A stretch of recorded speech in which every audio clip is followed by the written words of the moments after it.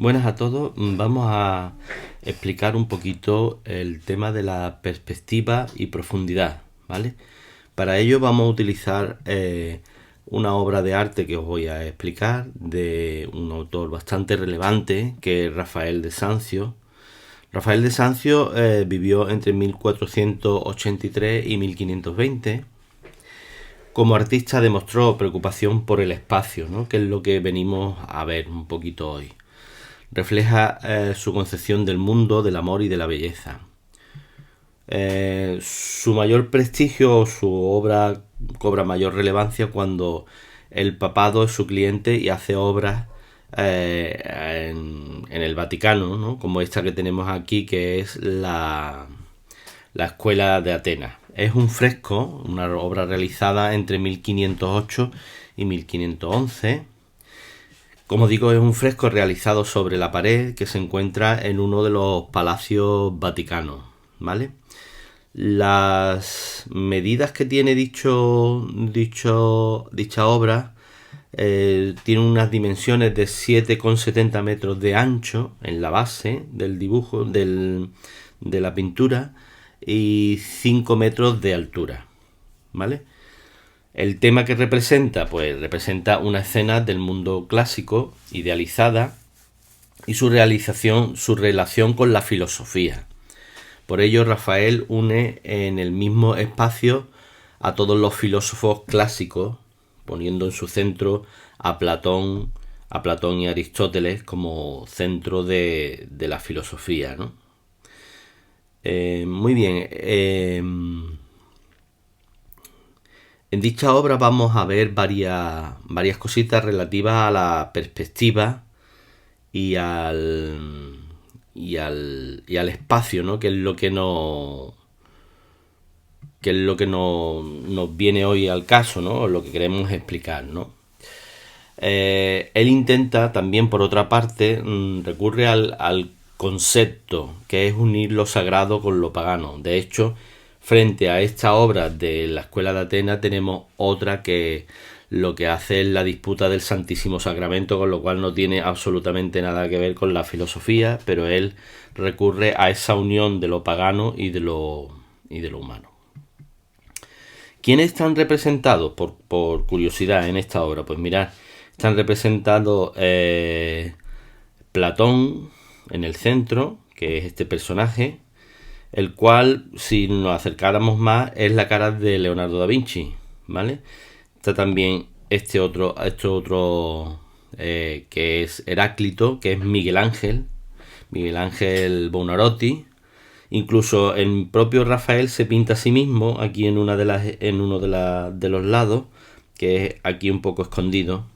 Es su propio dibujo, ¿vale? Entonces él coge personajes de la vida contemporánea suya para plasmarlo en su obra, ¿no? Muy bien.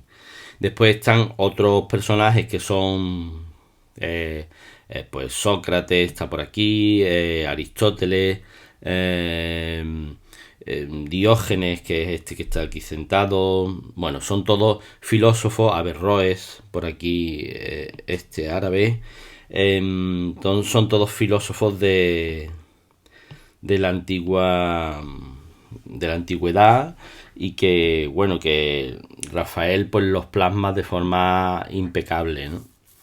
Lo que nos interesa un poquito con respecto a esta obra son los aspectos formales, ¿no? La obra tiene un eje de simetría, como vemos aquí a la derecha, un eje de simetría muy interesante que es justo en la mitad. La obra está partida en dos partes, pero a la vez también tiene una perspectiva, una línea y unas líneas de perspectiva que marcan toda la obra. Y es lo que realmente le da profundidad a la misma, la propia perspectiva que él genera con los arcos, con el espacio en blanco y con la profundidad de la perspectiva, ¿vale? Es una obra fantástica en ese sentido. También genera un espacio en medio, aparte del punto de fuga, genera un espacio como elíptico aquí en medio, al cual están rodeados todos los filósofos, que es un poco un simbolismo, ¿no?, de lo divino, ¿no? Un poco por ver la obra también es interesante ver las luces, ¿no?, que plasma en estas zonas de aquí, estas luces y las luces del fondo también, luz sombra, lo que hace es que te dé un efecto de perspectiva muy interesante, que es lo que quiere conseguir el autor, y es lo que estamos analizando un poquito con la obra de la Escuela de Atenas. Muy bien. Otro de los aspectos interesantes es ver también que recibe influencia de otros autores. Por ejemplo, tiene influencia de Leonardo da Vinci cuando combina los claroscuros que hemos visto, la oscuridad, claridad, oscuridad, claridad, oscuridad, claridad, oscuridad, ¿vale? Y va combinándolo, y esto es un elemento que, bueno, que Leonardo da Vinci utilizó bastante, y Rafael de Sanzio pues también lo utiliza. Y también tiene la influencia de Miguel Ángel en la composición, en la complejidad de los escorzos. Los escorzos quieren dar también, simbolizan perspectiva, o dan sensación de perspectiva. Los escorzos en las piernas, en los brazos, en el otro brazo, ¿vale? En los cuerpos totalmente girados y con perspectiva hacia el fondo, en una pierna y otra pierna que sube, etcétera, en los escorzos de todos los personajes que va creando en la obra, ¿vale? Esto es interesante también verlo porque es influencia de otros autores sobre la obra de Rafael de Sanzio. Lo que más nos interesa es el tema de la perspectiva, que es lo que hace darle fondo, ¿no? Y lo que le hace que veamos que la obra, que es lo que estamos analizando, tenga espacio y profundidad, ¿no? ¿Por qué? Porque en el arte y el diseño el espacio se suele referir fundamentalmente a la sensación esa de profundidad que transmite una obra, ¿vale? Aquí lo vemos muy claramente. Ahora veremos otra obra en la cual también se ve, ¿no? Lo que consiste que al dibujar en un plano bidimensional, como es en este caso en un fresco en la pared, el artista crea la ilusión de espacio para dar la sensación de tridimensionalidad, lo más importante. También puede aludir al uso del espacio negativo y el positivo en una obra. Esto es interesante y lo vemos muy claramente en el eje central de la obra. El eje central tiene espacio positivo y espacio negativo. Espacio positivo es lo que se quiere dibujar, lo que se dibuja, lo que se pinta. Esto es el espacio positivo, lo que tiene relevancia en la pintura. Y el espacio negativo es lo que está alrededor, pero no es importante, por decirlo de alguna forma, que no es importante, aunque aquí en el tema de la perspectiva sí es importante. Esto es espacio negativo y esto es espacio positivo. Ya lo veremos más adelante en algunos de los dibujos que pintemos y en la siguiente obra que analizaremos, ¿vale? El uso del espacio positivo y el espacio negativo generan también, pues, esa profundidad y ese espacio en la obra, ¿vale? Esta obra, ¿qué representa? Pues representa el Renacimiento, que alcanza la plenitud en Roma, ciudad donde fue realizada esta obra. Demuestra ese regreso al mundo grecorromano, y el papel de los mecenas era importante, ya que Rafael recibe mayor prestigio al tener como cliente, pues, al propio Papa o el propio papado. Muy bien. Después del análisis de esta obra vamos a ver otra también interesante, y pasamos a verla ahora. Bueno, la siguiente obra que os quiero enseñar es esta que tenemos aquí, que se suele llamar, o solemos llamarla, Las Hilanderas. Las Hilanderas de Diego Velázquez, o la Fábula de Aracne. Ahora veremos por qué se puede llamar de una forma o de otra. Es un óleo pintado sobre lienzo que tiene un tamaño de 2,20 por 2,89 y está en el Museo Nacional del Prado, en Madrid. La pintura conocida como La Hilandera o la Fábula de Aracne fue pintada en los últimos años de la vida de Velázquez y refleja plenamente su madurez, habilidad para trabajar con diversas técnicas con las que logra reproducir la compleja textura de los materiales representados. A pesar de que carece de su firma, su autoría es indiscutible. Esta es una composición de múltiples figuras con dos planos. Se encuentra muy a menudo en las obras de Velázquez, también en las Meninas lo vemos, que hay dos planos. Esto es lo que le da profundidad y espacio a la obra, genera un espacio intermedio muy interesante y lo que estamos analizando, la profundidad, ¿no? El lienzo es complejo, es multicolor, saturado de muy variados objetos y contiene la técnica favorita de Velázquez, que es la metapintura. O sea, como pinturas dentro de pintura, o sea, espacios hechos dentro de la propia pintura grande, ¿vale? ¿Qué significado tiene esta obra? Esta obra, bueno, lo que hemos visto de los espacios lo podemos ver claramente en que hay delimitado un espacio aquí y después otro espacio frontal en el cual están estos personajes, ¿no? Son como dos espacios con un eje, una perspectiva que iría ahí, ¿vale? Juega con las luces y las sombras también, como hemos visto en los anteriores autores. Las luces que tiene, luces aquí en este centro de la imagen, pero después luces también muy claras en este personaje, alguna luz aquí también en este personaje, incluso aquí en este otro también, ¿no? Y las contrasta con las sombras que tiene en estos huecos de aquí, en la dibujo, en la textura de los tejidos. Ahora veremos de los tejidos. Entonces combina las luces y las sombras de tal forma, de una forma genial, para generar ese contraste y esa profundidad de la que estamos hablando, ¿no? Esos espacios y esa profundidad. Muy bien. ¿Qué simboliza o qué significado tienen las hilanderas? En este caso, un gran tapiz representado en el fondo sirve como historia adicional. Es este tapiz que está aquí en el fondo, ¿vale? Es como una historia adicional a todo, ¿vale? Fue la presencia de este tapiz lo que dio lugar a la interpretación inicial de la historia representada en la imagen, ¿vale? Durante mucho tiempo se creyó que la temática del lienzo estaba dedicada al trabajo de las mujeres en un taller de tapices. Por eso la importancia de este tapiz central que vemos en esta parte.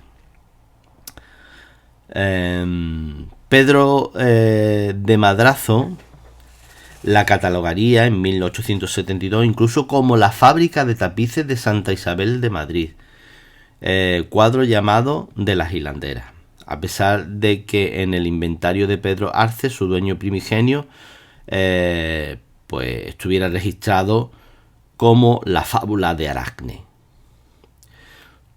Vamos a borrar esto. Su relación con la fábula de Aracne, con la fábula mitológica, se va perdiendo a lo largo del siglo XVIII, quedando en una mera escena costumbrista de las hilanderas, de los tapices, ¿no? Llegando al siglo XIX como una escena dentro de una fábrica de tapices. Aunque hay expertos que dudan de que esta descripción del inventario de Arce pertenezca al cuadro de las hilanderas. Se tiende a pensar que se trata del mismo.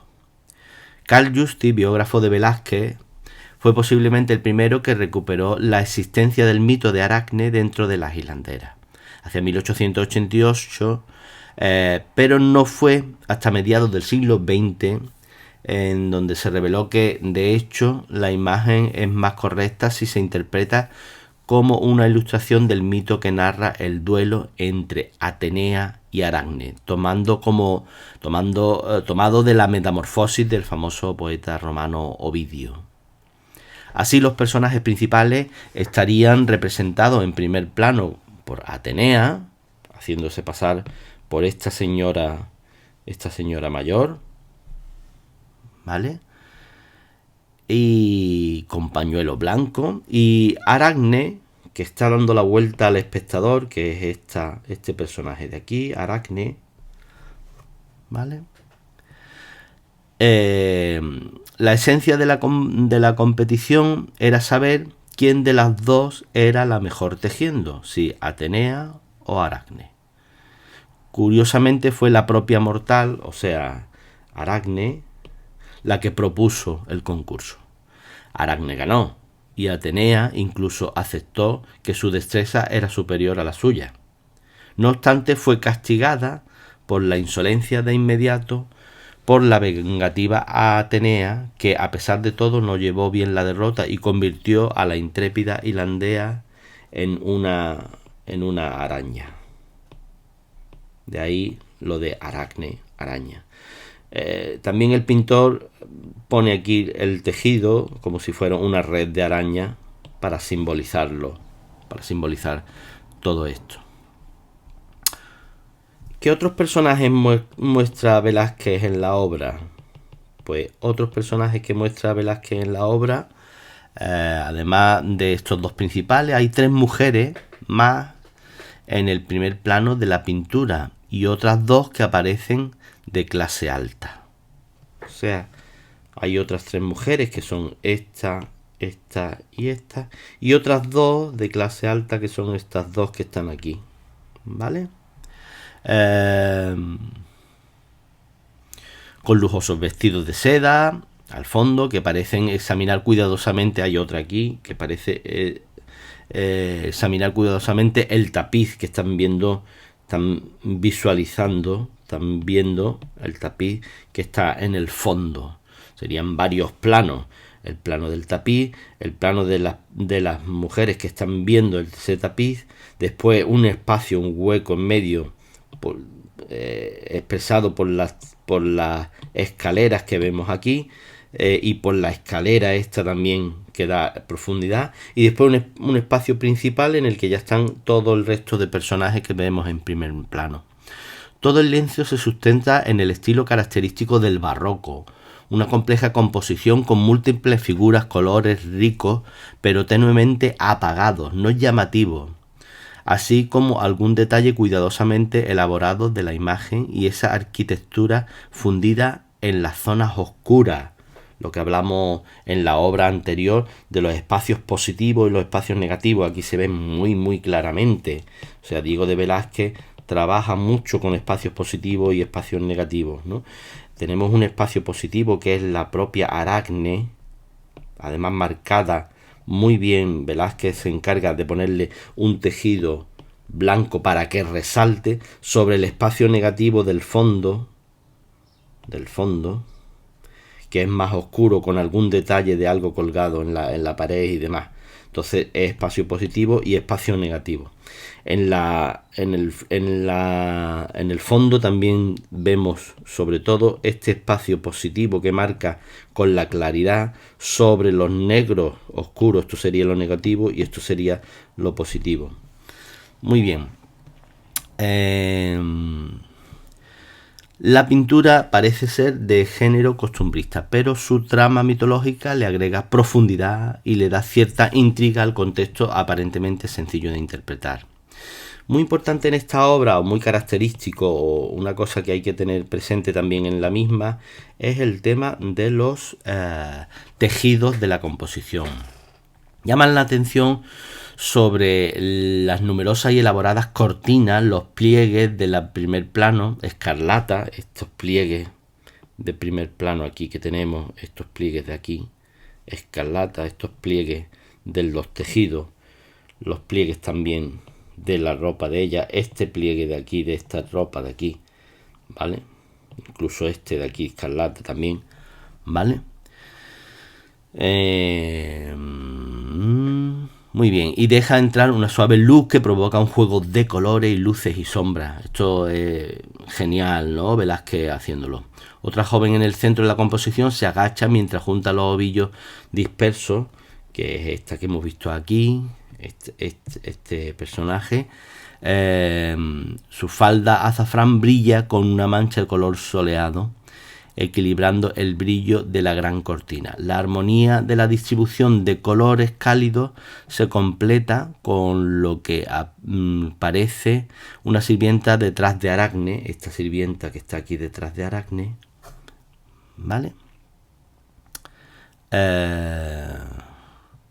Vestida con una capucha parduzca y un trozo de tela rojiza que se agacha hacia un banco.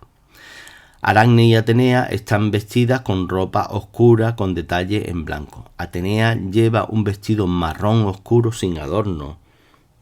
Marrón oscuro sin adornos, porque en realidad no quiere resaltar eso. Lo que quiere resaltar es la cana de Atenea, ¿vale? Y una fina bufanda blanca en la cabeza, ¿vale?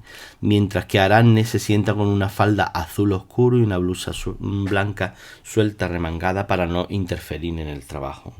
Remangada esto y la falda azul oscuro, ¿vale? Y el blanco que hemos dicho para contrastar con el espacio negativo del fondo. Esta técnica le permite al artista resaltar discretamente personajes centrales, lo que hemos visto de la metapintura, para convertirlo en el centro de la composición. La composición se completa con la imagen, por ejemplo, vemos aquí, a ver si lo podemos ver, vamos a quitar todo esto, de un gato durmiendo, aquí, en la parte de abajo, en esta parte de abajo, ¿veis? Son como pinturas dentro de pinturas, ¿vale? Muy bien, hay partes añadidas, esto es muy interesante, a este lienzo. Se añadieron partes, además se ve claramente en este dibujo que tenemos, se añadieron, se ensanchó por los lados, por aquí veis que es diferente, que tiene un corte, y por la parte de arriba también tiene un corte, y por la parte de la derecha también tiene otro corte. Esto es nuevo. Y es de otro autor, no es de Velázquez. La obra original de Velázquez es el recorte que hemos hecho. Es interesante tenerlo también presente para saber qué es lo que realmente Velázquez quería transmitirnos, que es este espacio tal cual. ¿De acuerdo?